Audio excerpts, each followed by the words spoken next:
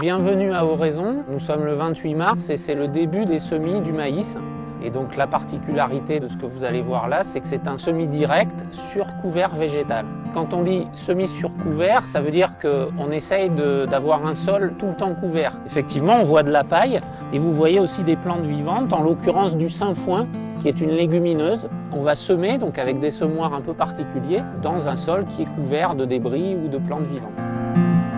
Le principe est de travailler le sol le moins possible avec des outils mécaniques. Le travail du sol se fait, c'est-à-dire le sol s'aère, il y a de la vie biologique, donc notamment les vers de terre qui sont ce qu'on connaît le mieux, mais il s'agit aussi de champignons, de bactéries, de toute la faune du sol. Ne pas la déranger, avoir le plus possible de racines vivantes ou mortes, des plantes qu'il y a eu avant, des couverts végétaux, pour avoir une grande biodiversité de cette vie du sol et que la fertilité de la parcelle, petit à petit, augmente, je dirais, naturellement, avec le moins possible d'apport d'engrais de synthèse.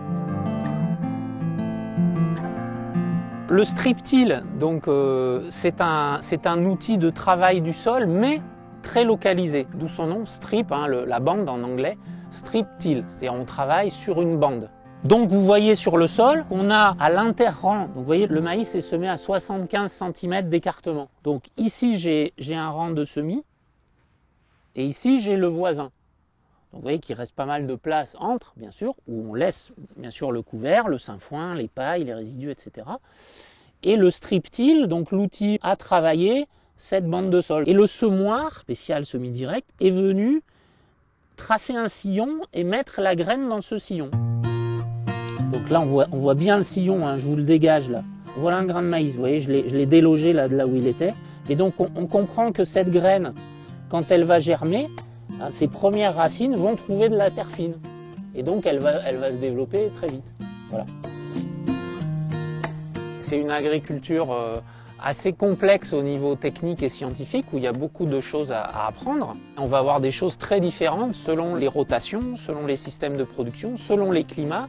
Quelqu'un qui va mettre en œuvre ce système, même s'il s'équipe comme il faut, qu'il a le bon semoir et tout ça, il va avoir quelques années d'adaptation avant de maîtriser son système. Il faut du temps, il faut plusieurs années pour que la couche humifère de surface là, devienne très riche en matière organique. Tout dépend de la succession des cultures qu'on a sur le champ, des cultures de production et des cultures de couvert. L'ambition des gens qui essayent ce système et des organismes qui accompagnent l'agriculture, c'est qu'on fasse aussi bien en termes de production et de productivité à l'hectare, puisqu'il faut nourrir le monde, puisqu'on a besoin de produire, qu'on fasse au moins aussi bien, je dirais, avec ce système qu'avec le système conventionnel. Le premier gain qu'on a quand on passe à ces systèmes-là, c'est que comme on ne travaille plus le sol, on dépense moins de litres de gasoil à l'hectare, on passe de 90 litres par an pour un hectare de grande culture à 60 litres à peu près, ou 50 litres. On verra les rendements que va faire Daniel Brémond en maïs, mais il a déjà fait l'année dernière et l'année d'avant 130 quintaux de maïs